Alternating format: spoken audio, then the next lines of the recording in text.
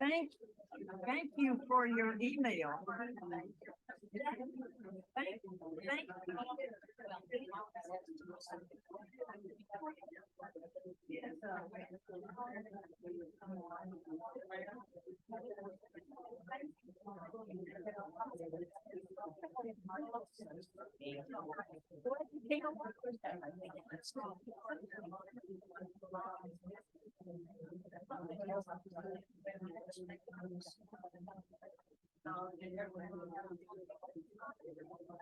Well, good morning, boys and girls, and welcome to the second in the Learning and Retirement series.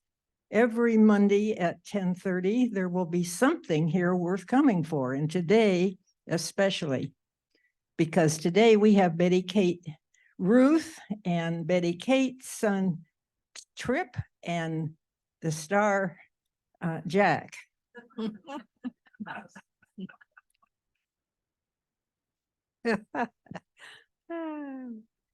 Some of you have seen the folder.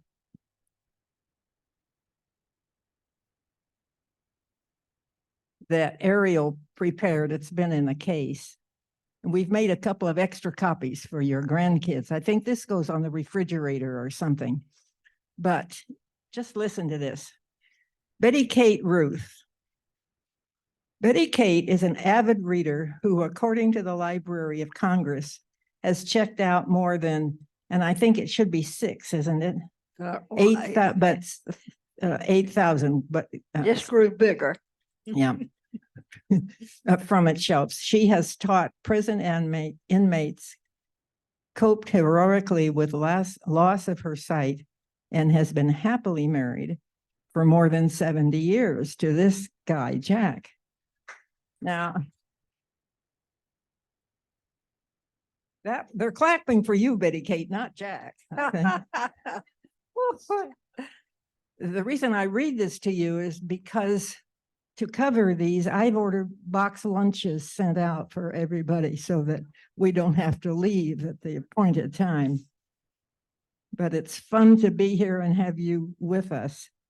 And let's get to know Betty Kate in new ways. Tell us,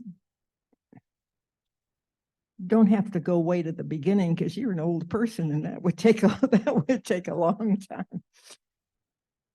Make a picture of your family when you were growing up, will you? Well, I had 3 brothers. My older brother was 5 years older than I. And then 4 years later, after I was born, I had twin brothers. So there were 6 in my family. And when I think about the family, I think a lot about sitting around the breakfast room and the dining room table. That's where we would visit and we would catch up on what had happened during the day. My mother always liked to make fun out of everything, which was really great. And that some of you who are just a little bit younger than I am can remember during World War II when Roosevelt had the fireside chats and the night, and of course everything was just on the radio. So you're sitting in the living room, everybody listening to the radio for the fireside chats. And those nights, my mother would always plan special refreshments. And it would be the same on election day when all the returns for election were coming in on the radio. We would sit in the living room and all listen, and eating was always a big part of our family. So we would have special snacks then. So I remember that, and I remember looking back how fortunate I was to have the 3 brothers. And of course, all of them are gone now, my mother and daddy. But of course, I'm 93, so can't expect them to still be around. Well, we're glad that you are for a long time yet to come.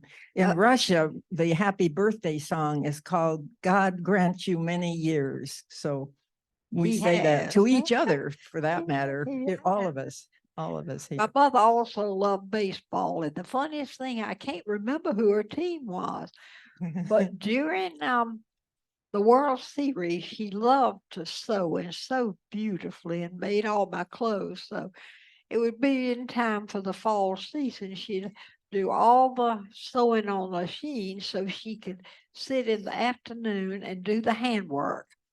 And she would have a chart. She knew their batting average. She knew everything. But it was sort of unlike her because she was very handsome lady, tall and just straight as an arrow. And just you would expect her to be a real sports fan, but she was. You've said something that makes me want to ask you. Let's talk about clothes for a minute. Talk about what? Clothing, Oh, clothes. clothing. Oh, okay. First of all, you always look like you have been dressed for success. Well, you are. How do you choose your clothes? How do you dress? Well, Do you have some help? those of you who see Jack pulling my walk around, you know that it has to be a joint thing. And the other day, Leamy Richards had some friends in, and I knew all of but one. But when I walked in, one of my friends from out of town said, "I love the way Jack dresses Betty King." And I thought later, wonder what in the world that other lady who didn't know me thought about that. So he does dress me, but the way it is, I say, I want a pair of black slacks, I want a certain color sweater and a certain color jacket. So that's it. But you know, his father was the manager of Belk, so he started sweeping the floors when he was probably 10 years old. So nothing intimidates him. He can buy anything. And so he knows what I like and what I have. Right now, we get a little bit iffy because we used to be one really good person. I could not see, he could not hear, and so together we were okay. But at 92 and 93, we're slipping a little bit.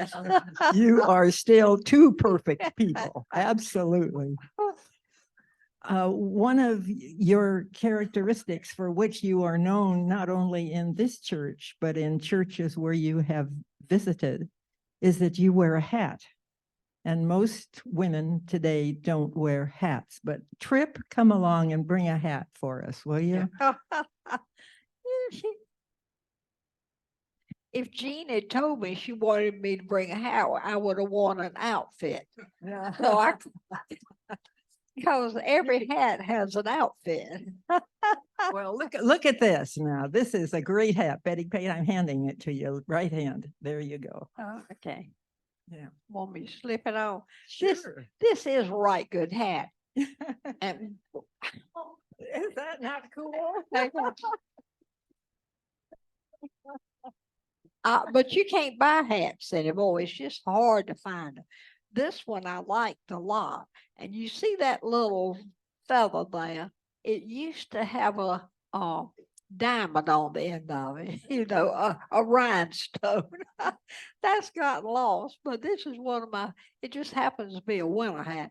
But I have a summer one just about like it, black straw with a red rose on the back. But you know, we don't get to go to church anymore. We don't drive, and we used to get to ride with Sue Brown, but Sue doesn't drive. So now I don't get to wear my hats. Although Libby Apple, if you all remember Libby from years back, she wore them all the time here in the building. She didn't go anywhere either, but she'd wear them in the building. The other thing that Jack has helped, I've always loved to teach. I was a director of Christian education, and my forte really has been Bible teaching and doing retreats and that kind of thing.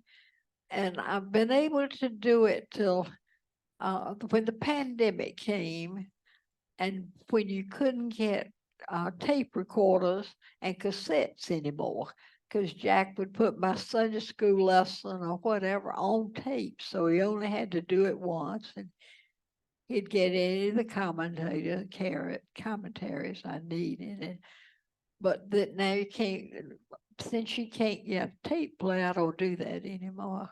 But it was time to quit. I guess I'd done it, 75 or 80 years. So. I think you got it straight by now, So wouldn't you think? I think the Lord said it was okay not to. But I love our Sunday school class there. When you graduated from college, well, I have a couple of questions. When did you meet Jack? Let's talk about this guy for a minute. How did you meet him? Did you chase him or did he chase you? A little of both. Okay. Well, I went to Winthrop in Rock Hill, South Carolina, and only had to go 11 grades in South Carolina. And I got to start early. So I finished college 2 years before Jack did, which was wonderful because we were dating his last 2 years. And I had a job in Thomasville, North Carolina, as director of Christian education at Memorial Methodist Church in September. But I don't know how the Kings Mountain Church knew I may be free, but they contacted and asked if I would come for an interview. And that's where Jack lived, in Kings Mountain. In fact, it's strange. My mother grew up there also. So I went for the interview and I liked everything about the committee and the church, but for some reason I just decided I was not going. And back then, off of the senior parlor, you had one payphone. So I took my little dime to go down to the payphone to tell the minister I was not coming. I don't know why I decided not to go. I put my dime in. The minister said, hello. And I said, I'm coming. So I know it was providential to go meet Jack.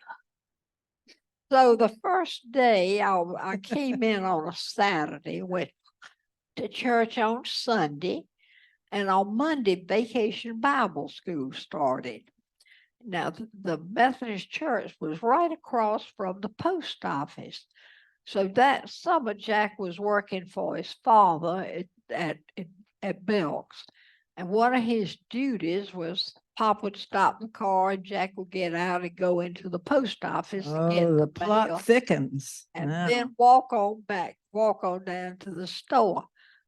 So that day, this person got out of the car, and he had been living at the lake that summer.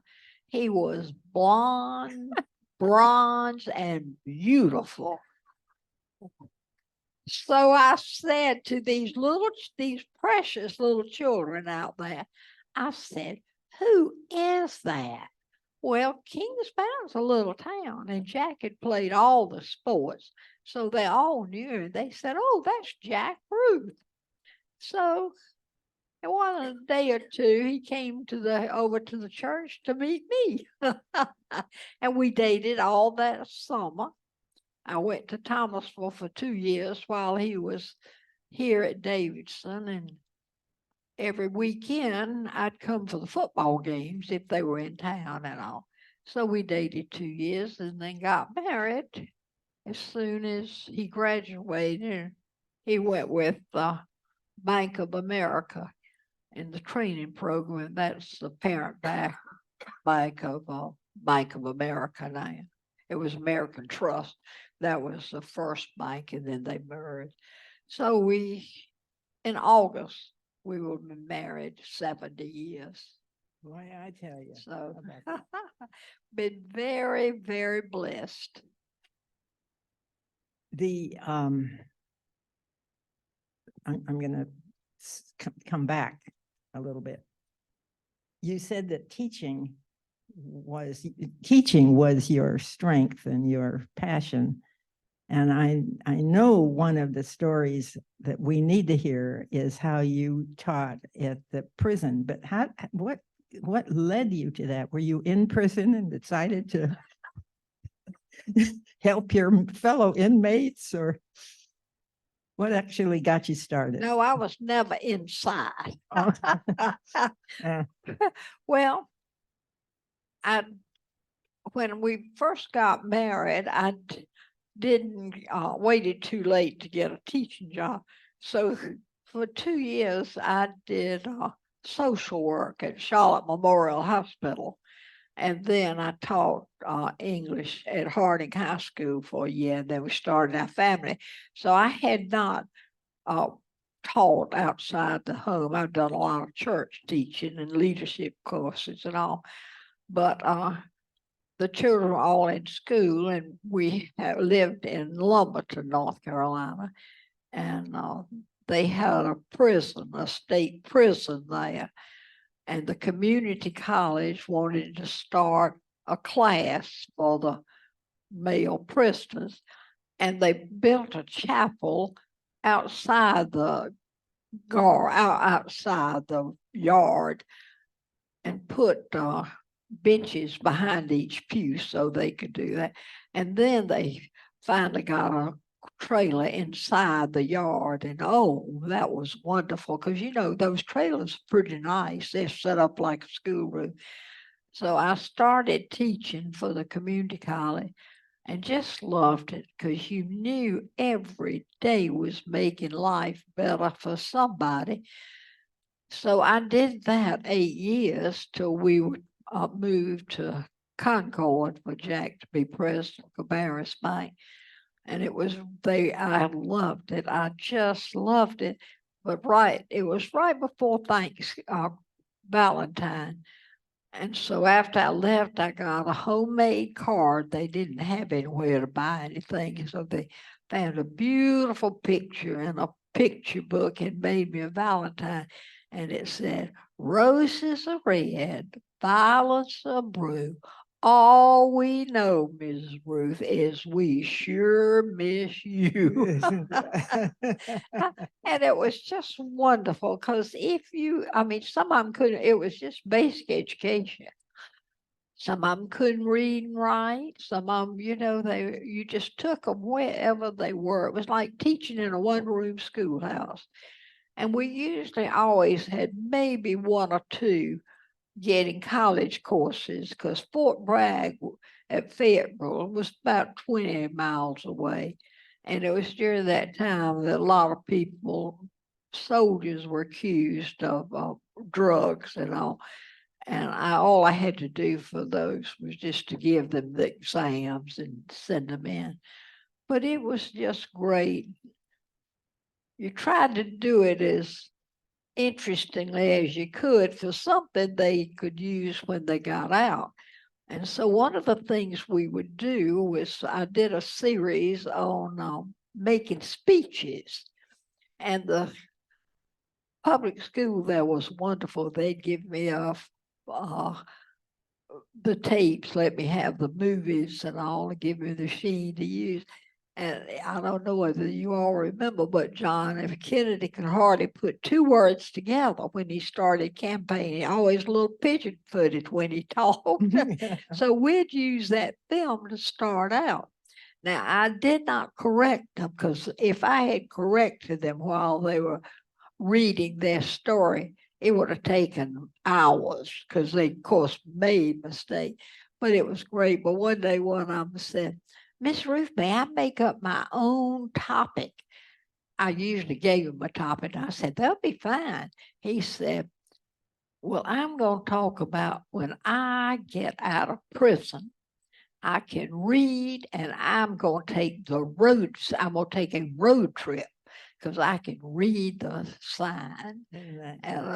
And another one had, if you were on probation, you could get sent back for a sort of minor thing. One of them came back, and I also would bring menus, and there was just a sort of cafe there that had, meat and two vegetables, that kind of thing. So they could order anything they wanted as long as they could add up how much it cost and the tip and the tax. But one time we'd used all those menus. So I went to Holiday Inn and got a Holiday Inn menu. Well, you should have heard the things they would order: shrimp cocktail, steak, dessert. And one of them said, "Miss Ruth, is this the way you eat when you go out?" And I thought to myself, no, I wouldn't be able to add the tax and the tip. But one of them said, he said, when I was out on the street, that's what they call when they get it. When I was on the street, it was wonderful. I could go to McDonald's and read the menu. It just sort of, it really would be like we go to a foreign country and have no idea about their language, how lost we would be. So I just loved it. I just love that teaching. I taught 3 hours every afternoon. I went at 1 and stayed till 4:30. But it was great. It was just, and Lumberton is sort of interesting. If you people not from North Carolina, it's down east. It's on 74, and it is the population is the third Indian, a third white, and a third black. That's the that used to be the population. It probably has more blacks now than white, but it was a wonderful place to grow up. All three of our children went to school there and got a real good education. And if they applied themselves in the least, they pretty much go anywhere they wanted to. But that's probably true everywhere if they apply themselves. You said your family, we started with your as a child. I know that it would take more time than we have, but tell us about your family today, because you have a big gang of people when you get together. Well, for Thanksgiving this year, we were really lucky. We have a cabin in Kings Mountain, and a son has one, and we rented one because for 3 nights we had 23 immediate family life. We have definitely married and multiplied. So that was just wonderful. We had 3 children. Libby's our oldest. He did social work. Tripp is here, and he's a lawyer in Concord. And David was in banking, and then at 41 was called to the ministry. So he's a Presbyterian minister, and he's back in Lumberton, his home church, which is a little bit unusual. But and then we have 9 grandchildren. 6 we had, and then 3 are married. So that's 9, and we have 8 great grandchildren. So we have a lot of people. Look forward to when we can get together, and are lucky that we do have the lake so we can gather there. Betty Kate, I'm holding the poster that Ariel made for us that was in the case. And we've got copies for your grandkids, so they can have one here. Oh, good. Thank you. Just so that we don't lose any of your stories. Let's talk about books and this story about this 8,000 or 2,000 or a billion, whatever. Well, my eye problem, I have retinitis pigmentosa. And years ago, they did not know that it was hereditary. And what happened as a child, you have this problem with seeing in the dark. That's the first sign. So when I was 60, now that's 33 years ago, I could not read any longer.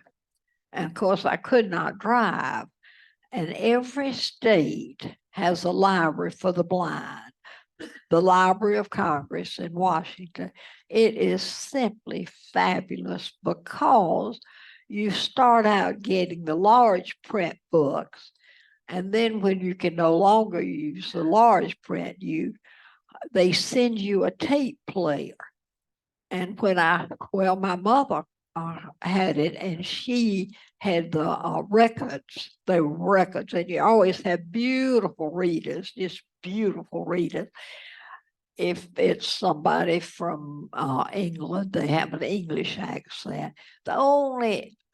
After 33 years, I've only had one reader that I just couldn't stand. And she was trying to have a Southern accent.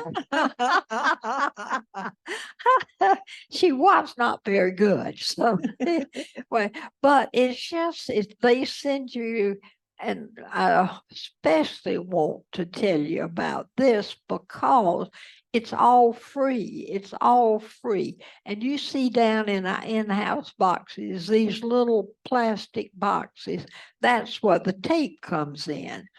Well, years ago, as I said, it used to be records. They sent you a record player and you had the record. Then it was cassettes. And then from the cassettes, it went to digital. And now you get 8 books on a disc that goes into this special tape player. So you can imagine if it is a biography, oh my goodness, it could take weeks to read. But and you can get almost anything, just anything. So it's really, really great.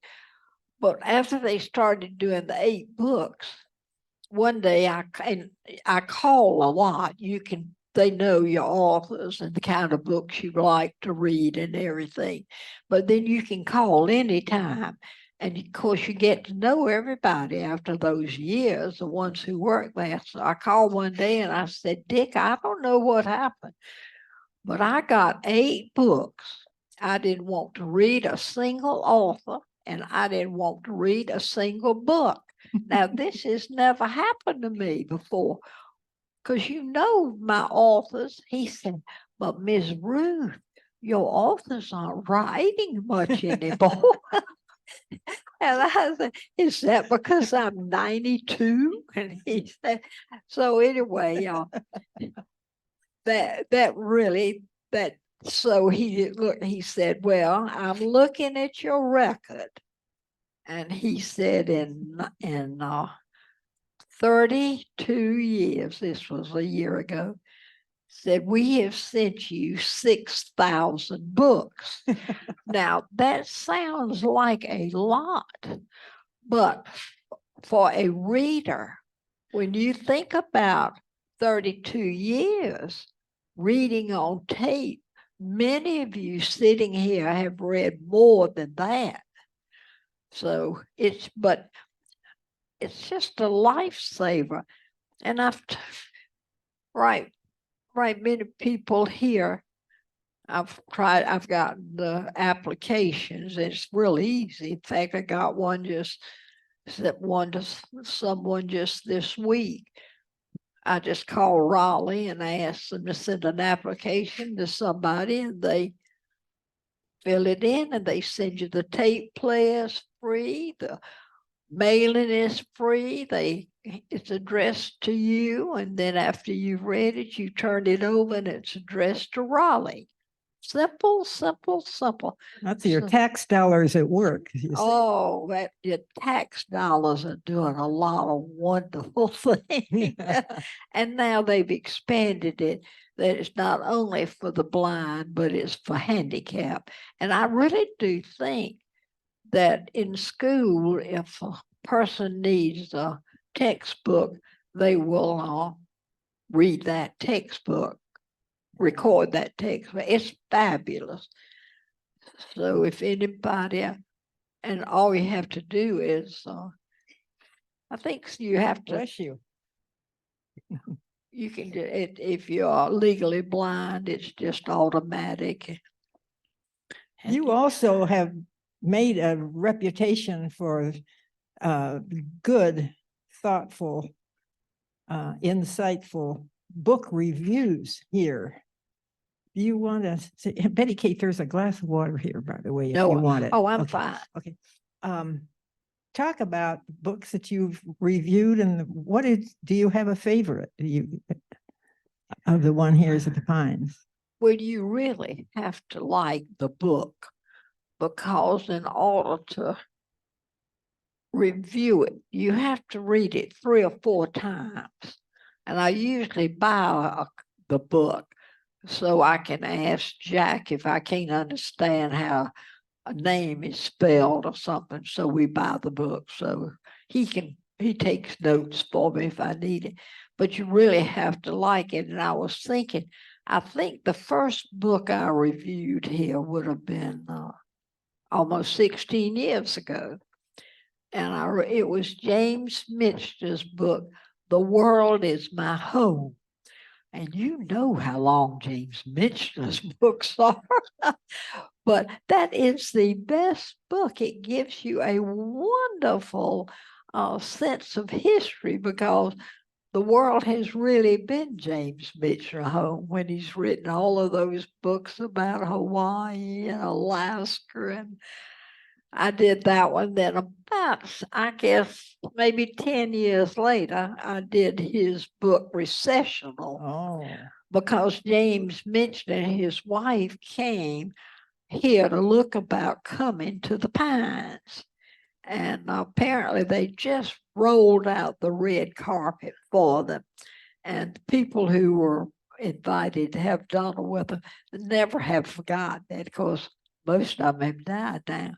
But he decided he needed to be near the water, so they went to Tampa. But this book, Recessional, was about a retirement community, and I enjoyed doing that. I guess the last one I did was last spring or maybe last fall, and it was William Kent Kruger, and it was This Tender Land. Yeah, so, but you do have to like them. So I guess I've done one every year, and sometimes 2, because we used to have the Elizabeth Woods book club, and then we also had the Bill Davis book club. Elizabeth Woods, you did not have to read the book. Bill Davis, you were supposed to read the book. And if you hadn't, you were not supposed to say anything. So when the mic went around, you knew who had read, because if it got to someone who had not, they said, "You did a wonderful job." Yeah, so, oh yeah, I love good stories, and I love biographies. I like history, and I like historical novels. Yeah, I just like all. I think you're a reader. I think that's sort of where we started with that point. All of it, all of it. Well, if you read, you're never really lonesome, and you're always learning. And if you don't, I don't travel anywhere anymore. So it's fun to read a book that you go to a place you don't know anything about. Yeah, that's right. Or relive a place you've been. Oh, that's right. The Kruger book and I'm Recessional sitting up here with my hat on. Yeah. Betty Kate, if you had a word, just a word to define yourself, what would it be? I think happy.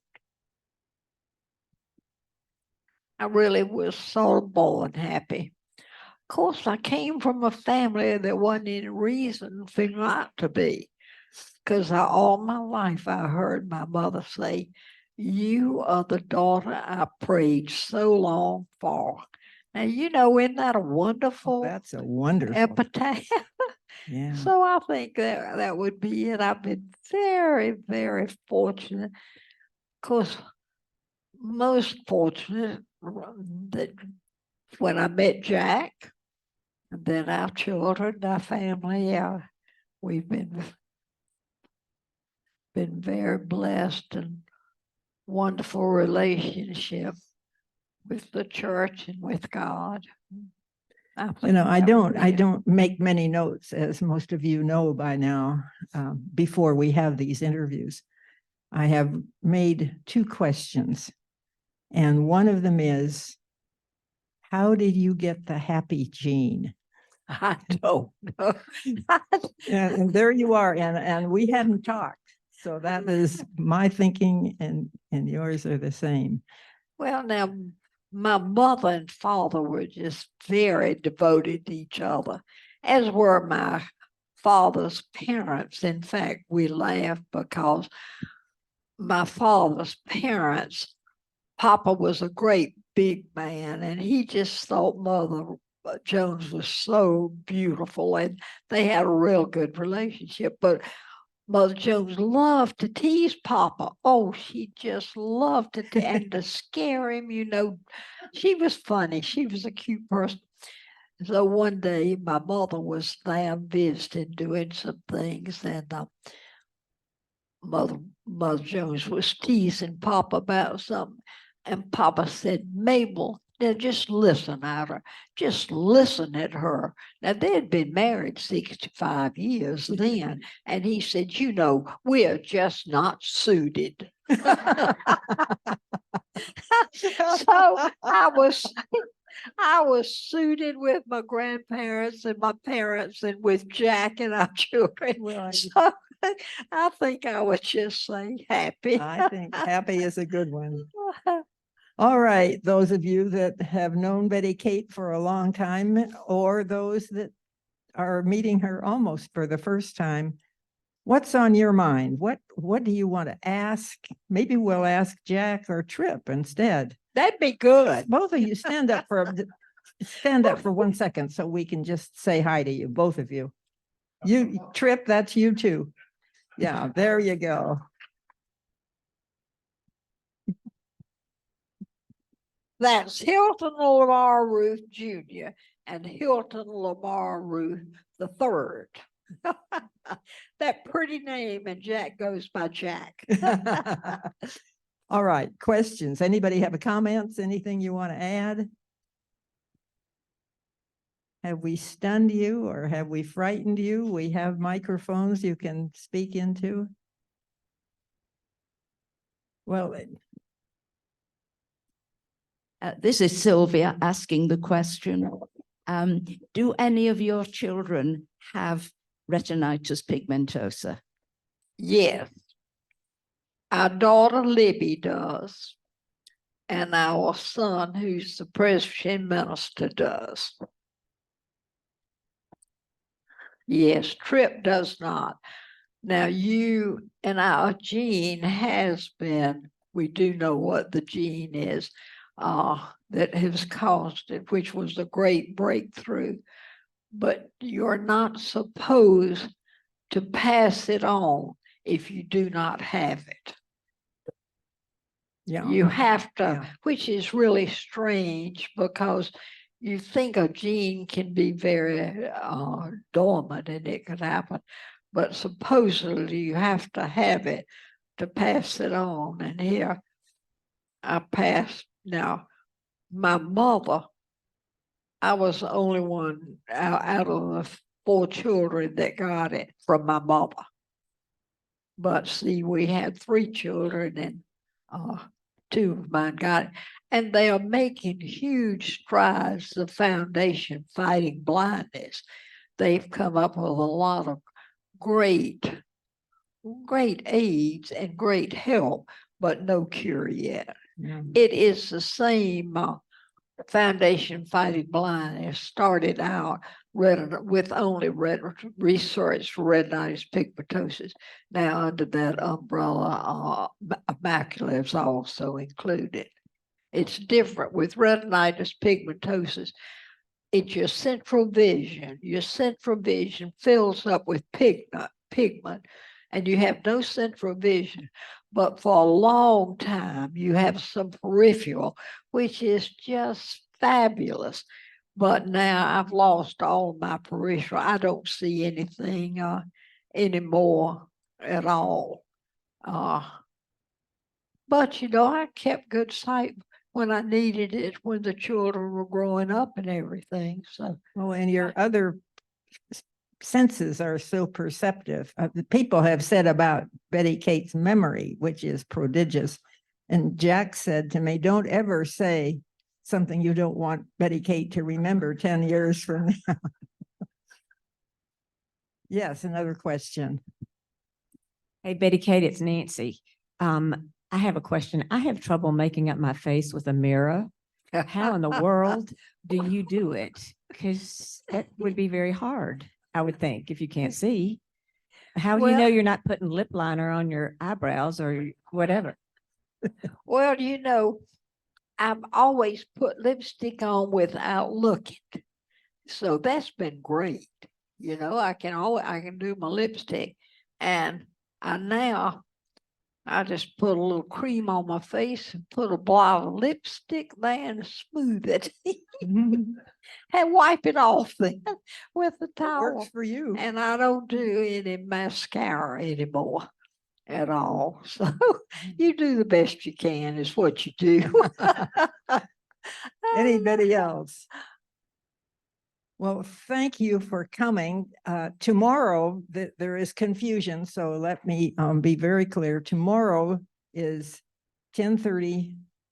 Those were the days here. And I will tell you, which I normally don't, but I will tell you this week I'm going to be interviewing Marcia Adams. So that'll be fun. Jack.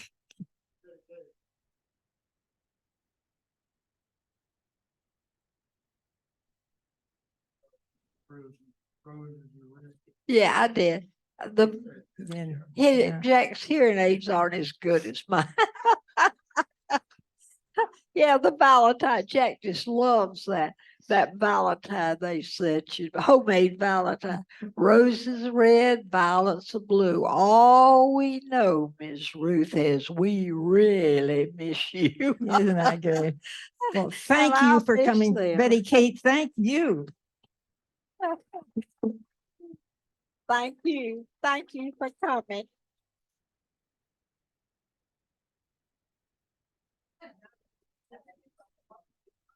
No, thank you. I'm fine. I'm fine.